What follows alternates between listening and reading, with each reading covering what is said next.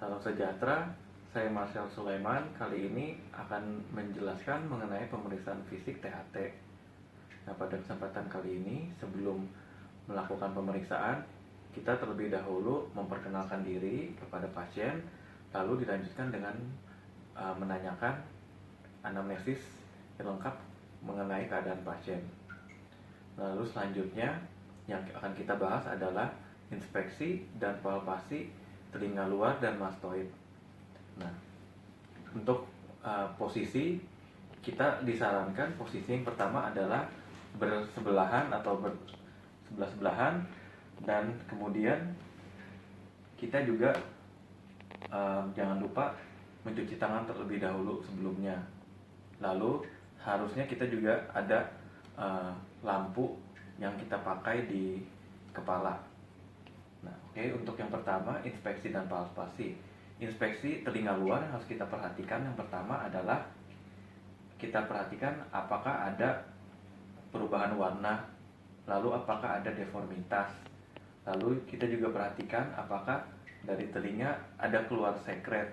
Nah, bila ada sekret, kita perhatikan apakah ada darahnya, apakah dia bening atau ada nanahnya. Lalu selain itu, kita perhatikan juga selain bagian telinga luar, perhatikan di bagian mastoid. Di bagian mastoid, kita perhatikan apakah ada warna yang berbeda seperti kemerahan atau warna lainnya. Lalu perhatikan juga apa di bagian mastoidnya ada tanda-tanda abses atau benjolan atau hal-hal lainnya yang tidak normal. Selanjutnya, untuk pemeriksaan palpasi dari telinga luar dan mastoid kita lakukan adalah dengan melakukan perabaan dengan penekanan pada bagian daun telinga. Kita tekan di seluruh bagiannya, rasakan apakah ada nyeri, benjolan, atau krepitasi atau lainnya. Lalu selain itu kita cek juga untuk nyeri tarik telinga luar dan tragus. Kita tarik dengan menarik bagian telinga atas ke arah posterior superior, lalu kita tekan juga bagian tragusnya untuk merasakan apakah ada nyeri di bagian tersebut. Lalu untuk selanjutnya adalah palpasi dari mastoid. Palpasi mastoid kita lakukan dengan cara kita lipat dulu kupingnya sedikit, lalu kita melakukan penekanan di bagian mastoid. Dirasakan apabila ada abses, benjolan, nyeri, dan sebagainya. Selain itu di bagian ini juga kita perhatikan apabila ada pembesaran kelenjar getah bening. Selanjutnya adalah pemeriksaan rinoskopi anterior.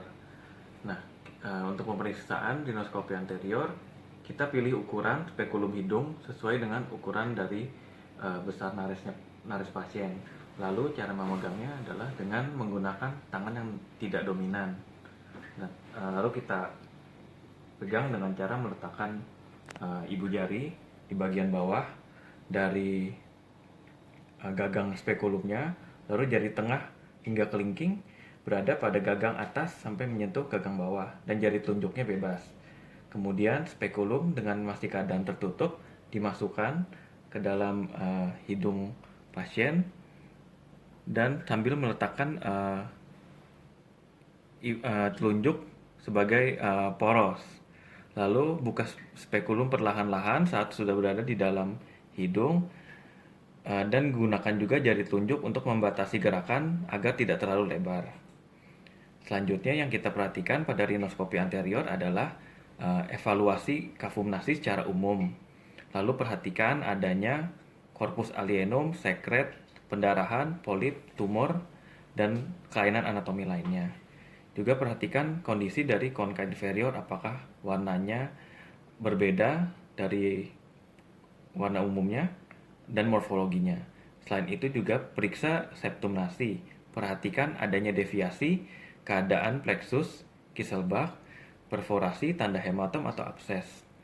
Selain itu, periksa juga concha media atau meatus media. Dan juga perhatikan adanya palatum mole atau tidak. Nah, setelah selesai melakukan pemeriksaan rinoskopi anterior, spekulum pada saat dikeluarkan tidak ditutup rapat, tapi dibiarkan terbuka setengah. Pada saat sudah terlepas, sudah keluar dari hidung, kita bisa baru menutup spekulumnya.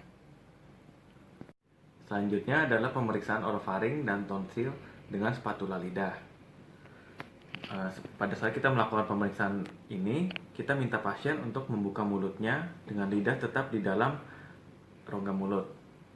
Kita letakkan spatula lidah kira-kira pada 2/3 bagian lidah. Maaf ya Pak. Anterior lidah dan tekan secara perlahan. Kemudian minta pasien untuk bersuara A. Oke. Lalu pada saat pasien bilang A, kita inspeksi orofaring. Apakah ada tonsil yang membesar di bagian kanan dan kiri, lalu uvula, dan juga kita perhatikan dinding belakang faring. Selanjutnya yang kita perhatikan adalah pilar tonsil. Perhatikan simetris atau tidak, adanya abses, membran atau pseudomembran. Lalu tonsil, perhatikan warna, bentuknya, besarnya, dan ada debris atau tidak. Dan juga perhatikan apa ada benda asing. Lalu uvula perhatikan, pastikan ada di tengah atau tidak, edema warnanya. Dan terakhir adalah dinding belakang dari faring. Pastikan warnanya normal, merah muda. Juga cek ada kelainan warna atau tidak, adanya hipertrofi atau ada post nasal drip. Sekian untuk pemeriksaan orofaring dengan spatula lidah. Pemeriksaan fisik THT, inspeksi dan palpasi telinga luar, pemeriksaan rinoskopi anterior, dan pemeriksaan orofaring dengan spatula lidah. Terima kasih.